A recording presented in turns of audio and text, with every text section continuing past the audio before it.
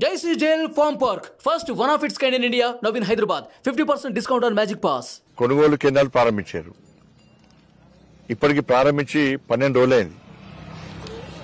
ఆర్భాటంగా మొత్తం ప్రారంభిస్తున్నాం, మేము ముందుగానే ప్రారంభిస్తున్నాం, కొనుగోలు ప్రారంభిస్తామని చెప్పినటువంటి రాష్ట్ర ప్రభుత్వం ఇలా కొనుగోలు కేంద్రాలు ప్రారంభించి ఇప్పటికి 12 రోజులు అయినప్పుడు కూడా ఎక్కడ కూడా కొనుగోలు ప్రారంభం కాలే. సెంటర్స్ ప్రారంభం చేసేది తప్ప కొనుగోలు మాత్రం ఎక్కడ ప్రారంభం కాలే.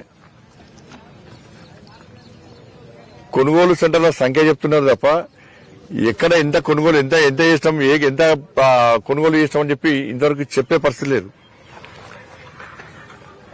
కానీ అలా ఇప్పటికే రైతుల పరిస్థితి చాలా దయనీయంగా మారింది. ఇవాళ నీళ్లు లేక ఇబ్బంది పడ్డారు, మరోవైపు అకాల వర్షాల్లో ఇబ్బంది పడ్డారు. ఇవన్నీ అన్నింటినీ తట్టుకొని ఇలా పంట పండించి వడ్లు కొనుగోలు కేంద్రానికి వస్తే మద్దతు ధర వస్తుందా రాదా గ్యారంటీ లేని పరిస్థితి. తరుగు తాళు లేకుండా కొనరా అని చెప్పి గ్యారంటీ లేని పరిస్థితి. వాళ్ళ అకౌంట్ లో పైసలు పడే వరకు కూడా గ్యారంటీ లేని పరిస్థితి. ఇలా వారం రోజులే ఇక్కడికి వడ్లు వచ్చినాయి, రైతులు తీసుకొచ్చి వేసారు. ఇవాళ రైతుల పరిస్థితి అంటే ఇక్కడ చూసుకుంటూ కూర్చోవాలి, వర్షం పడితే ఎట్లా మా పరిస్థితి అని చెప్పి. కొనుగోలు ప్రారంభించడానికి ఇబ్బందులు ఏంది,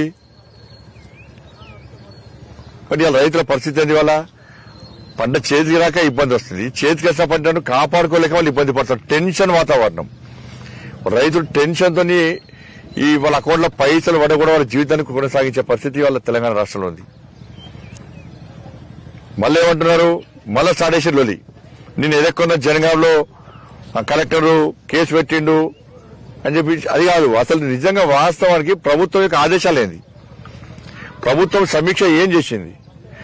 వాళ్ళు తిరిగి దళారుల వ్యవస్థ స్టార్ట్ అయింది, దళారుల వ్యవస్థ మళ్ళా ప్రారంభమైంది. వీళ్ళు ఏం చేస్తారు, ఇక్కడ రైతులవి వచ్చారు, ఫస్ట్ 2-3 లారీలు సీదా సఫీ కొంటారు, మద్దతు ధర ఇస్తారు, తరుగు తాళ్ళు లేకుండా కొంటారు.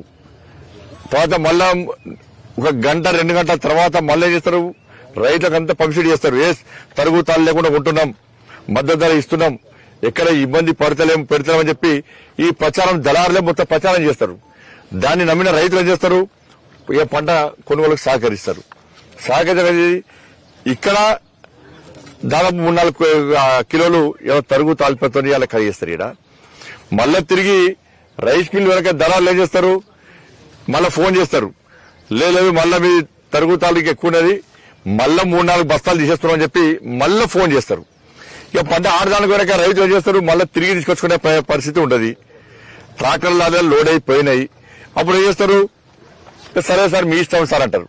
అంటే ఒక్క క్వింటాల్కు దాదాపు 5 నుంచి 7 కిలో, దాదాపు 5 కిలోల కంటే ఎక్కువ వాళ్ళ తరుగు పేరుతోని తాళ్ళు పేరుతోని వాళ్ళ కడిగేసే పరిస్థితి వాళ్ళ మళ్ళీ వచ్చింది.